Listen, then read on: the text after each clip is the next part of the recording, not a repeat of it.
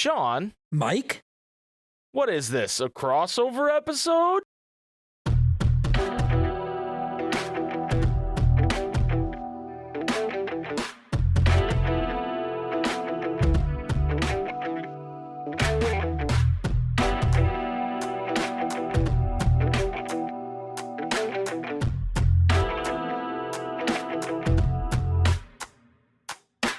Hello, everybody. I'm Mike, and with me here is Sean, and this is What Is This? A crossover episode, a BoJack Horseman podcast.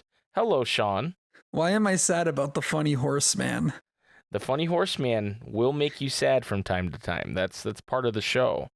This week's episode, as Sean alluded to, is called Our A Story is a D Story, which is a pretty cleverly titled title for this episode. It's such a good title, and it's so good because the A story is a D story, but it's also still an A story in a way. Yeah, it is. It is both, in fact, an A story and a D story. There's so many levels to this title that it works on. Yes. So this is the 6th episode of season 1 of BoJack Horseman.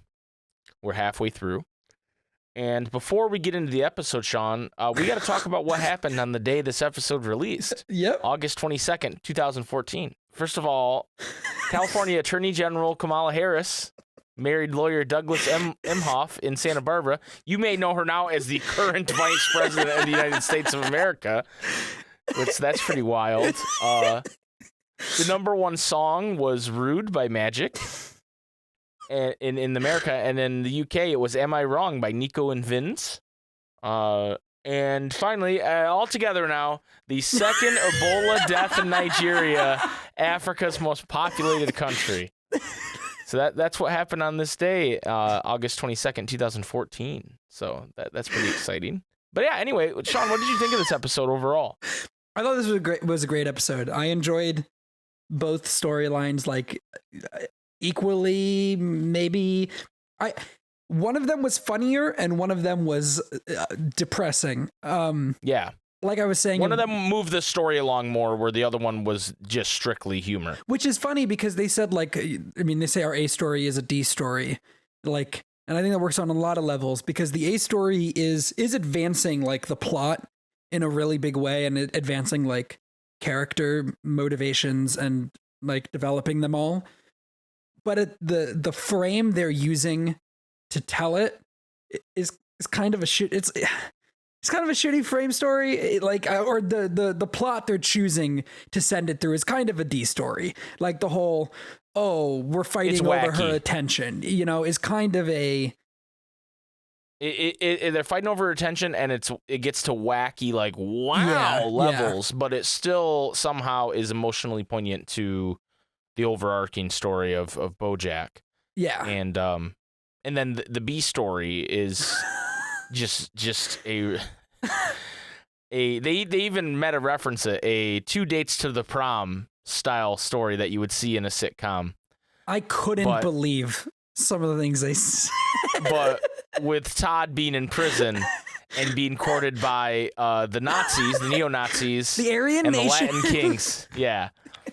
So it's quite a story there, and I love. Okay, we can start there because I love that he meets both these leaders in a meet cute kind of way. Yeah, like they both drop the soap in the shower. Before that, like, before that. Stick with me, dude. I'll show you. Stab. Yeah, dude just comes out of nowhere and just stabs the fuck out of this guy, and Todd's like covered in blood. And that's just like a side flash from BoJack's story where he's like, I'm sure whatever Todd needed, he's fine, or something along those lines, and then it shows that. And when they're like, yikes. When they're in the shower, like you're talking about, and the dude says, we have like the same, we're a lot alike, being white into cleansing. I was like, oh my God. So they make a lot of really insensitive racial jokes here, but they're played up for laughs because it's ridiculous, right? Yeah. And Horatio Sands is the voice of the Latin Kings gang leader. Okay, I don't. And Let me look that, he's that up. an SNL guy, former SNL guy. Okay. And actually, I think he might be the guy that was partying with the young ladies recently that went in the news, actually. Yeah. So that didn't age well. Yep. But then Chris Parnell is the voice of the Nazi. And Chris Parnell is also a really? Yeah. I love Chris Parnell. Well-known comedic actor, Yeah. also an SNL alumni. Yeah, Horatio Sands, I think, was the guy that they... Yeah, no, you're anyway. right. I just looked it up. Chris Parnell was on SNL? Yeah. I just know him from like Archer and Rick and Morty. Yeah, he was on SNL for a long time, but what's interesting is that's not in his known for, which good for him. Yeah, that's a difficult thing to escape from. A lot of those SNL guys, and he wasn't like a major player on SNL, but he was there when they, he was they in had some stuff Maneater? going on. You know what my favorite Chris Parnell role is? What? Have you ever seen the movie Hot Rod? I've not, but I've heard you and Jason reference it. Like, dude, can we do a bonus pod where we just watch Hot Rod? In between seasons? Yeah, That's like in what we between should do. seasons, Yeah. unrelated to BoJack at all. Yeah. But what's the character voice? There's a connection. Yeah. In Hot Rod, hold on, I'm trying to find. Yeah, he plays like this. He plays an AM radio DJ. Okay. And the plot of Hot Rod is that, Rod is doing these stunts like Evel Knievel, right? But he's terrible at them, and played by Andy Samberg. Okay. And the only sponsor they can get for this big jump he's trying to raise charity money for is this AM radio station, right? Okay. And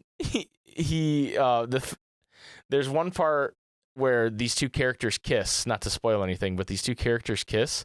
And he's like the whole time this event's going on, he's like narrating it for the AM radio listeners, supposedly.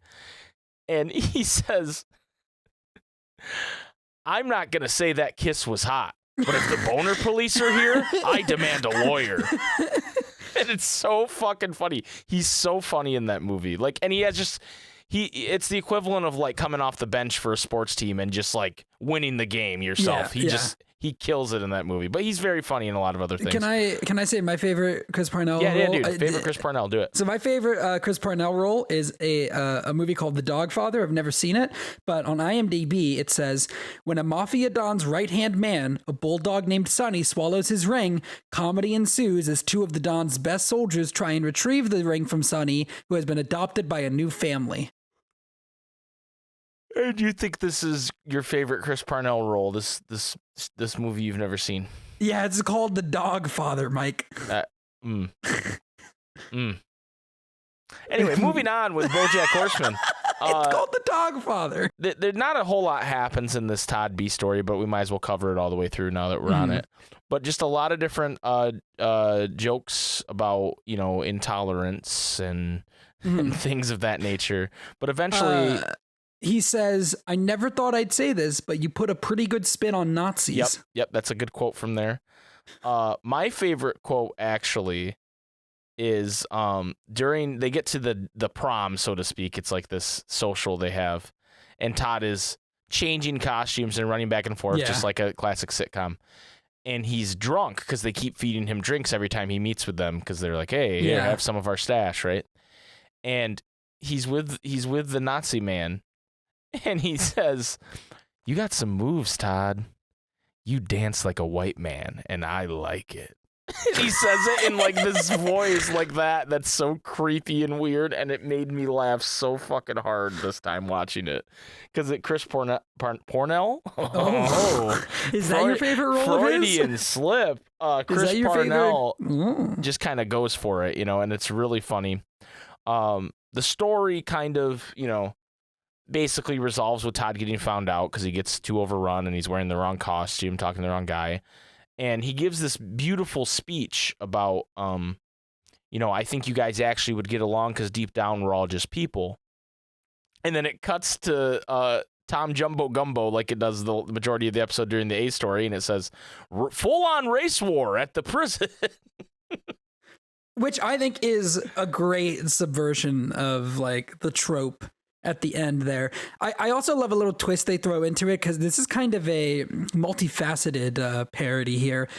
because when he's talking to Bojack on the phone, not only is it like kind of the two boys to the prom situation, right? But also he goes, I agree with the Latin kings on social issues, but fiscally, I'm more of an Aryan. Yeah. Yeah. So we're mixing up genres a little bit here. Yeah, there's a lot to it. There's a lot of different really good quotes and jokes. But ultimately, at the end of the episode, because of something that happens in the A story, they all get to break out of prison. Which I assume is going to continue to be like at the end of the last episode, him going to prison was something that like mattered. I have to imagine that all of these people breaking out of prison is going to be important at some point. Huh. Am I wrong? That's all I'll say is, huh. Okay. Before we move on from this storyline, I do want to say, and I wrote this quote down because this quote didn't make me laugh. It just made my jaw drop open, and I was like, holy fuck. When Todd says that he promises the Aryans that he's not pulling an Anne Frank. Yeah. I was like, I didn't want you to think I was pulling an Anne Frank on you. I was like, oh. Yeah. Yeah, they really go for it, and for this, and you kind of have to. You can't like half-ass this kind of deal, you know, because then you can't. That's when you come off as like disingenuous and all that. Yeah, so, no. Like they're not celebrating any of these people. They're making fun of them, you know. Yeah, 100%. Right. So I think it's well done. So the A story, which is actually a D story, Bojack and Diane get home from their trip. Immediately, the show is telling you as well what's up, because one of the airline tags is sadness. Yes. I should have been ready for it. Mr. Peanut Butter's there waiting for Diane, holding a sign that says honey, and originally a bear walks up to them. Yeah. Walks up to, and he goes, "Oh no, I don't have any honey. It's a nickname." Bears, for whatever reason in this show, and you'll see more later, they can't talk. Oh, okay. They just go "Rrr." Like that. They literally can. I don't know why it is, but bears cannot speak in this world. But they like walk around and act as you know all the other animals do. So maybe they just speak a different language, dude. Yeah, I guess that's what they're implying, but it's pretty funny. What we get to see is that Bojack and Diane are really hitting it off with their time they're spending together. And yeah, and already like immediately you can kind of see it's like, oh, Bojack, oh no, you gotta hit the brakes. And what's interesting about it to me, Sean, upon rewatching it here, is something that I didn't really think about the first time watching through, is that the beginning of last episode, Bojack was telling Pinky the Penguin, she can't write my memoir, she's not damaged enough, right? Yeah. And then he finds out she's damaged through the last episode by dealing with, you know, her family and finding out how terrible her family is. And instantly Bojack is attracted to her. So you're gonna hate me. Why? But there's a similar relationship dynamic in Stormlight Archive. As a character that is like, he can't stand the other character because he thinks that she's too perfect and she's never experienced pain. And then he learns that she has experienced pain, and he is fucking very quickly whoosh, straight into the ground. Yeah. No, doesn't go well for him. I think that's pretty common in real life, especially for people like Bojack to, you know, you're not even convinced. I mean, he gets close to convincing us by the end of the episode that he really loves Diane, right? But you know, as a real person who's not a sociopath, that for him to be that all in instantly is just insane. Like that's not normal how that's things not work. Real. But like, so they convince Todd won't pick up Bojack because he's in prison. So they convince Mr. Peanut Butter to give Bojack a ride. And one thing that happens is Mr. Peanut Butter opens his trunk and it's all tennis balls. Yeah. And they all come falling out. Nobody comments on it. Yeah, no one says anything. That's normal. And then before Diane gets in the car, before they get in the car, he says, "Do I have anything to worry about with you and Diane?" And he goes, "What?" Which is a common theme throughout the episode. Multiple characters react this way to that kind of question. Yeah. So we transfer to a restaurant because Bojack doesn't want to deal with having to get drunk again at home by himself. And the two begin one-upping each other when Mr. Peanut Butter presents Diane with a pendant with a D on it. And he says, and I quote, "I got a dependent because I'm dependent on you." Yes. I'm like, ugh. Nice one, Mr. Peanut Dude, Butter. I just want Diane to get away from both of them. Yeah, for sure. For sure. So they start one-up each other by buying the restaurant drinks, and Mr. Peanut Butter buys them all Xboxes. Does Bojack have this kind of money? It's implied that both Mr. Peanut Butter and Bojack have this kind of money from their Residuals and stuff. Like, yeah. I guess I could understand that from Mr. Peanut Butter, but I feel like everything we're shown of Bojack is he's not a very frugal spender. Yeah. So I was like, can he afford to do all this? We're led to believe that horsing around, I mean, really gave some money. I mean, horsing around is like the Full House of this world, right? So he's been coasting. And, you know that fucking, Bob Saget had some money. You know that, John Stamos had some money. You know what I mean? So I think the idea is... 2 for 3? I don't remember Uncle Joey's name. Me neither. Dave Coulier. Oh, shit. Good job. Yeah, pulled that one out of my ass. Dave Coulier, the subject of the Alanis Morissette song "You Ought to Know," by the way. Did you know that? Really? Yeah, she apparently was dating That's Dave crazy. Coulier. Yeah, weird. I get it, dude. You see him in that show. Yeah, when he pulls out the woodchuck puppet, dude. Just fucking, I'm shivering, With anticipation. Yeah. So one thing I found really funny about this scene is there's like a crowd that's like noticing all this. So I think Bojack says, "I'm not going to continue this, this paltry one-upsmanship," and someone yells, "Please do!" Yeah. And then Bojack starts to like try to appeal to the crowd by saying that, Mr. Peanut Butter's copied him his whole career. And then the same guy goes, "We prefer gifts over observations." And that made me laugh pretty hard. And then, it carries on. Bojack buys the restaurant, which is very insane. Tony Stark of him. Yep. Buys the restaurant. They're doing push-ups in the restaurant. Diane eventually gets too tired and lets Mr. Peanut Butter take her home. And Bojack starts drinking. Dude, I cannot. Give me a bottle to help me forget my problems. And they pull out a bottle of cyanide. And he's like, I don't know if it's that kind of night or whatever. Yeah. And then they pull out like a bottle of vodka. And he's like, what is this, breakfast? And finally they settle on absinthe. Yeah. And then he just starts drinking. And we immediately catch up with him in the morning where he is passed out and the news is playing. And we find out the Hollywood D has been stolen, effectively naming Hollywood Hollywoo. And Bojack's an ongoing bit throughout the episode. Yeah. Don't. The episode. Try the rest of the series. And Bojack realizes the D is in his pool, and he goes, "Why would I steal the D?" And just then Diane knocks on the door. And from this moment on in the episode, there is a ton of alliteration with the letter D. Yes. Like an insane amount. Yes. She says, "Ding dong, it's Diane," and then yeah, dude. You know what? And later on, the newscaster has some alliteration with D, and he like calls off screen to an intern or something, and is like, "Cut it out with all the alliteration" or whatever. Yeah. And I swear it reminded me so much of J. Jonah Jameson. Yeah. The whole shit. What's the name of the character that Billy?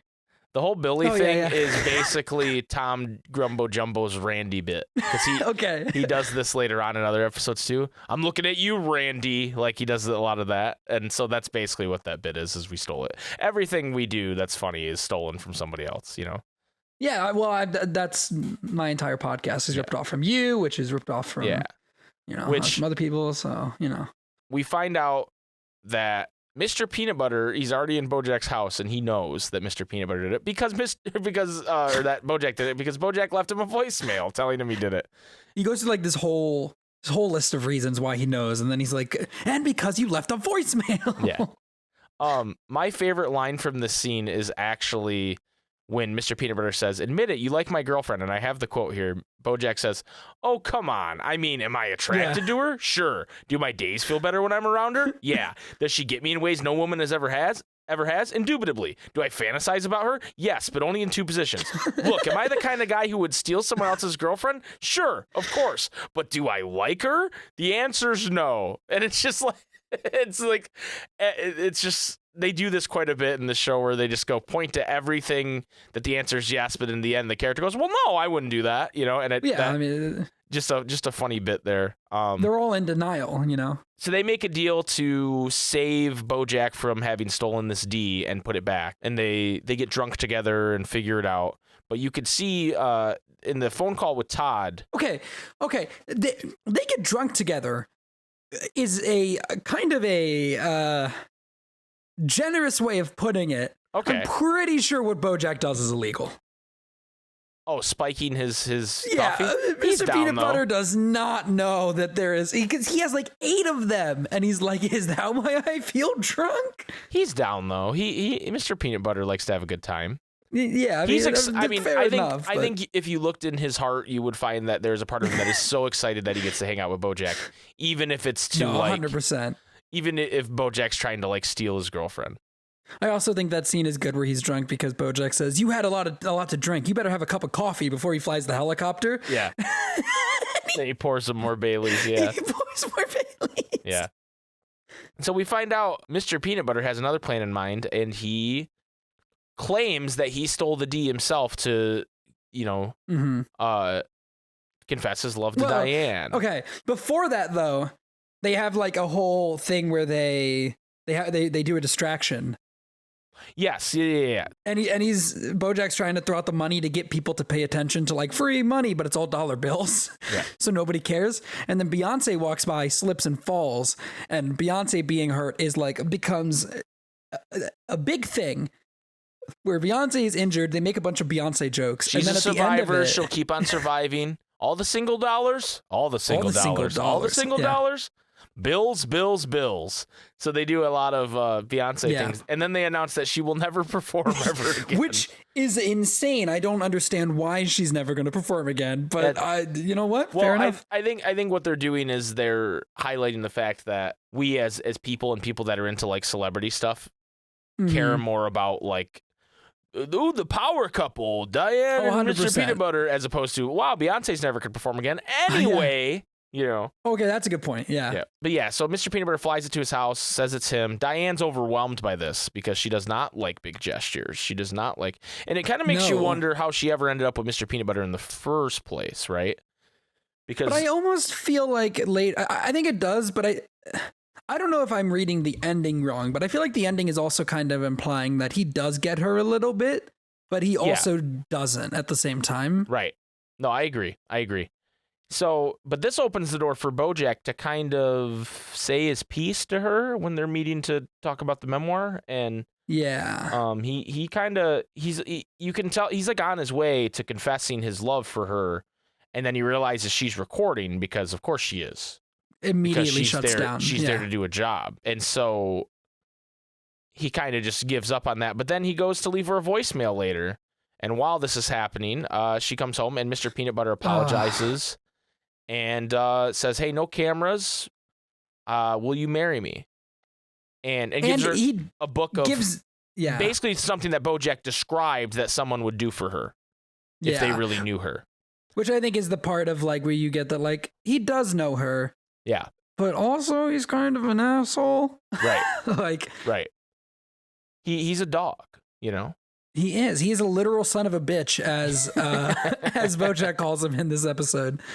Oddly enough, she says yes, and then he goes, "You hear that, guys?" And a whole fucking crew comes out, and balloons drop, and so it's the exact of what Diane would want in that scenario. And then she, interestingly enough, calls BoJack to tell him, and she plays it off like she just, I saw you left me a voicemail. Sean, I think she listened to it. Sean, how often do you get a voicemail and instead of listening to it, just call the person right back? Yeah, no, never. She definitely listened to it first.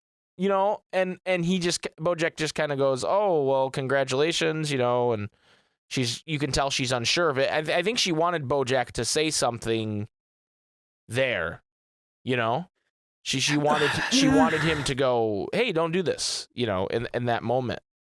I think she was looking for somebody to point out that Mr. Peanut Butter isn't right for her, but I don't know if this is like, I don't know if this is a moment in like the rom-com where it's like, tell me you want me to be with you instead. Yeah, you know, I guess I don't know that she sees it that way. Yeah, and you're right. That's what I meant more. Like she's not like, hey, I'm attracted to BoJack. She's and I want him to be like, you know, grand romantic gesture with like the door at the door with the cards, you know, from Love Actually. It's more of, hey, maybe this isn't right for you. So they don't talk long, and BoJack drinks his scotch drink. The only thing that understands him. And then that's when the guy's bringing back the D, and due to the fireworks that are going off, crashes into the prison, allowing Todd and gang members to escape. And they play a little Hollywood jingle, and that's the episode. So yeah, we're starting to get into some of the more serious stuff of the show, Sean. You said it made you pretty sad. Yeah, I was like the ending, because I think it's edited very well too, of cutting back and forth between BoJack recording his voicemail and the stuff with Diane and Mr. Peanut Butter. Agreed. It's very effective, and I also think it's like you feel bad for BoJack, but not in the way of like, oh, he should be with her, but you can see how he's projecting onto her. And I think that's even sadder to me. Like, I'm more affected in... He doesn't understand that he's not in love with her. Yeah. He just is alone. And that makes me more sad. And like...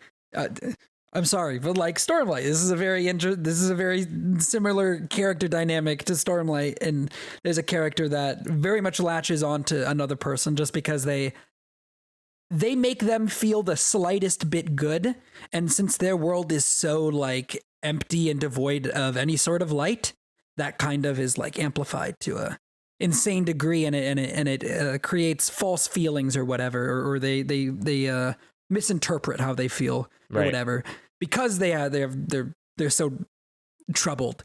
And I think that storyline for me is a more depressing one than just like the normal, like, oh, I want to be with you, but you're with somebody else, you know? Right. And we're going to see how he navigates that in the rest of the season here. And it's pretty, you know, if you're sad now, I'm a little worried for you, Sean. Dude, I told Jason after I finished the episode, I was like, why am I so sad for the Mr. Horseman? And he said it, he was like, I think you should be actually warned that like you got to be in the right state of mind for the later seasons. Yeah. Like he was like, you should be prepared. There is a particular episode in the final season that I had to do some I had to have some moments with myself. Yeah. That it gets pretty dark and pretty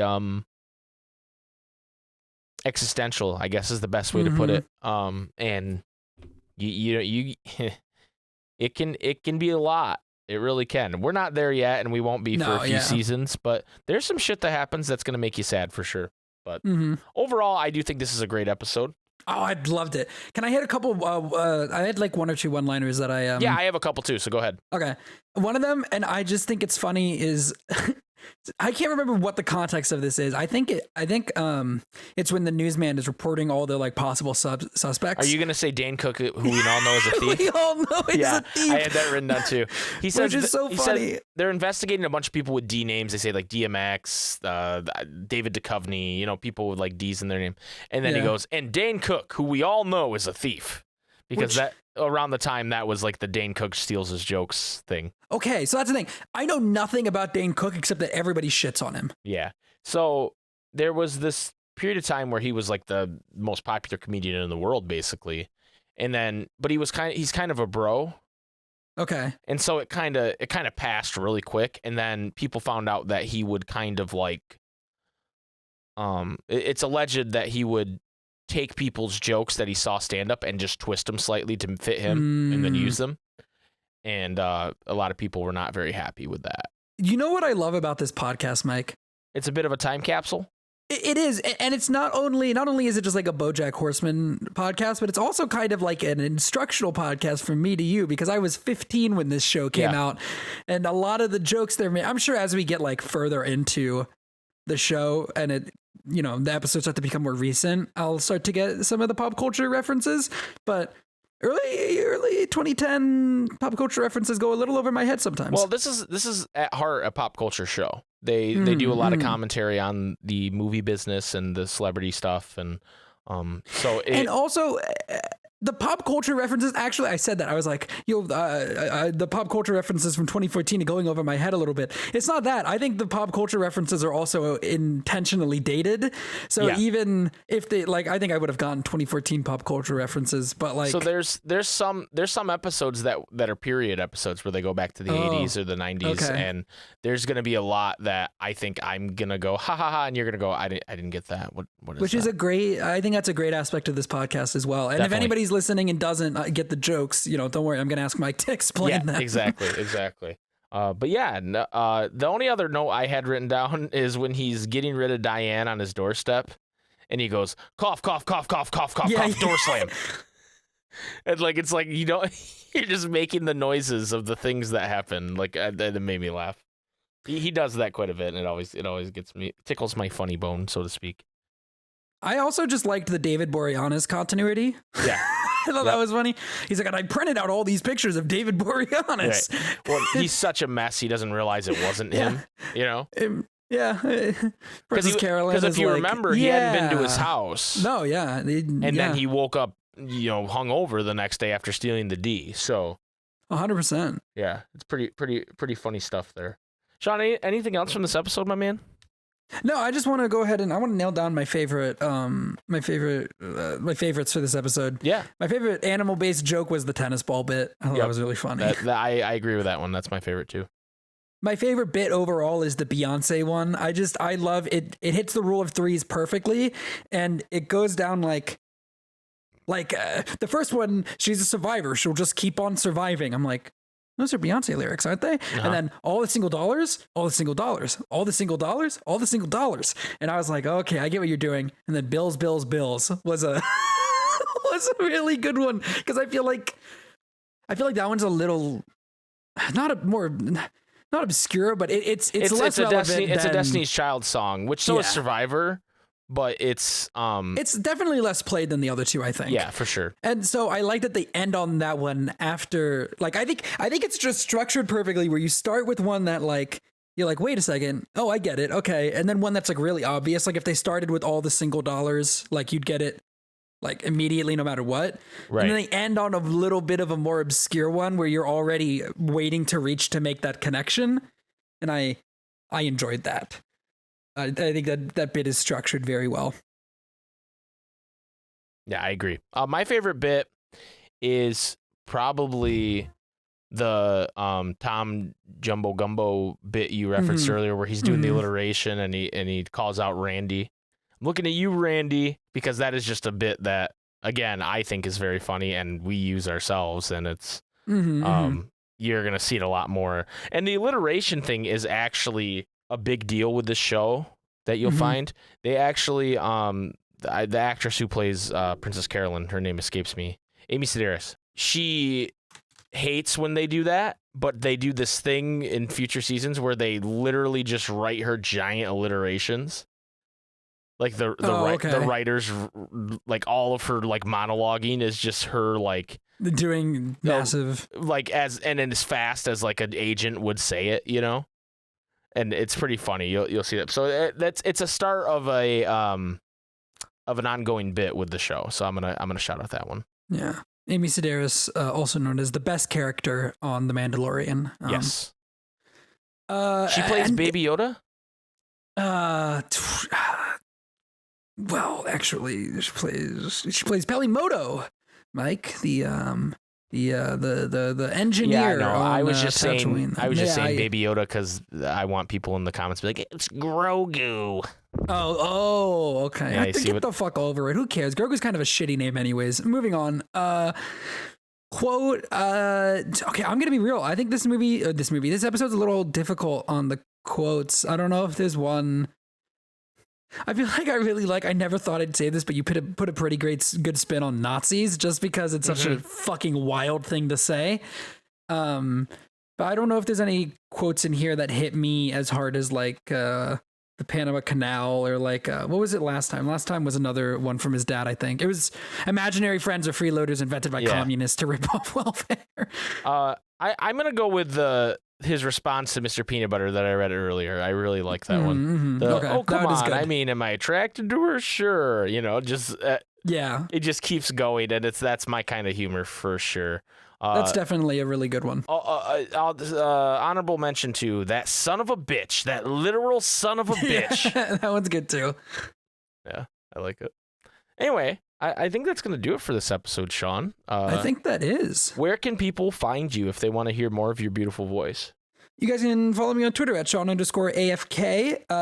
And I do a bunch of podcasts. I tweet about them all here. But on this feed, you guys can find me. I did a podcast with Jason that is over at this point, but it is called Second Breakfast. And we talked about the Lord of the Rings, The Rings of Power. So you guys should go check that out. And you can find me at SpikeGhetti Bros on Twitter and twitch.tv/Super SpikeGhetti Bros and Super SpikeGhetti Bros on YouTube, where we do a bunch of podcasts, including this one. The Ansem Report podcast about Kingdom Hearts, Squid Pro Quo with my Ganbu Sean here, where we talk about Squid Game, CBT coached by Tara, which hopefully we have more episodes out by now, and lots of other things, just different video game things and different fun stuff. So come check us out there. And did I say that they can find Second Breakfast on this feed? Yeah, but I don't think that's true. Yeah, that's not true. That's why I was like, did I say that? Yeah, I don't think that's true. That's not true. That's not true. You can find it somewhere around here. It's on the same YouTube channel, at least. Yeah. So if the feed they're listening to is the YouTube channel, then sure. It's on the same feed. Yeah, it's on the same feed. Depends on who cares, right? You'll find it. Type in Second Breakfast Rings of Power. You'll find it. Join the Discord and look in there. Yeah, join the Discord.